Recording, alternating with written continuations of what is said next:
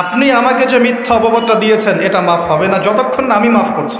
আবু তহা আদনান সাহেবের বিষয়টা তো আমি জানি না, আমি কিভাবে বলবো?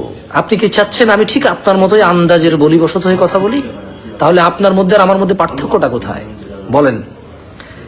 আপনি কি চাচ্ছেন আমি আপনার মতো হয়ে যাই? আমার পক্ষে সম্ভব না আপনার মতো হওয়া। মানুষ হিসেবে আমার ত্রুটি আছে, ভুল আছে, অপরিপূর্ণতা আছে, থাকবে মৃত্যু পর্যন্ত। আমি কোনোদিন পারফেক্ট হইতে পারিনি, আমার বাবা আদম আলাইহিস সালাম পারফেক্ট হইতে পারে নাই।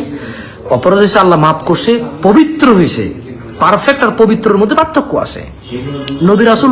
নবী রাসূলদের দ্বারা যদি কোনো ত্রুটি হতো, ওরা আল্লাহর কাছে ক্ষমা চাইতো, আল্লাহ ক্ষমা করে দিত, তারা পবিত্র হয়ে যেত, বাট পারফেক্ট হইতে পারে নাই।